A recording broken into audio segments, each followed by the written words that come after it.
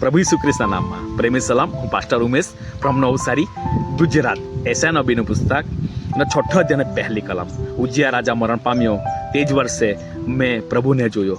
વહલવ ઉજિયા રાજા કદાચ આપણો સમાજ હોઈ શકે છે જેને આપણે ઈસુ કરતાં વધારે મહત્વ આપીએ છીએ, તો એને ડિલીટ કરો.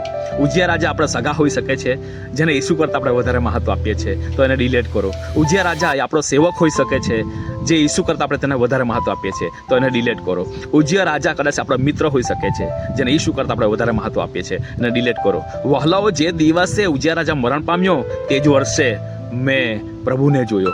વહલાઓ, જો તમે પ્રભુને જોવા માંગતા હોય તો તમારો પાળક હોય, તમારો સમાજ હોય, કે પછી તમારા મિત્ર હોય, કે પછી તમારા સગા હોય, એને તમારા હૃદયમાંથી બહાર કાઢો અને એની જગ્યા પર તમે ઈસુને મૂકો. વહાલાઓ, આપણે ઘણીવાર આપણા સેવકોને વધારે મહત્વ આપતા હોય અને ઈસુને ઓછો મહત્વ આપતા હોય. ઘણીવાર આપણા સમાજને વધારે મહત્વ આપતા હોય અને ઈસુને ઓછો મહત્વ આપતા હોય. ઘણીવાર આપણે આપણા સગાને સંબંધીને વધારે મહત્વ આપતા હોય અને ઈસુને ઓછો મહત્વ આપતા હોય. તો પછી આપણે પ્રભુને કેવી રીતના જોઈ શકીએ? જો પ્રભુને જોવું હોય તો ઉજિયા રાજા સમાન જે આપણે અંદર બેઠા છે ને એને બહાર ડિલીટ કરો અને તે જ વર્ષે આપણે પ્રભુને જોઈશું.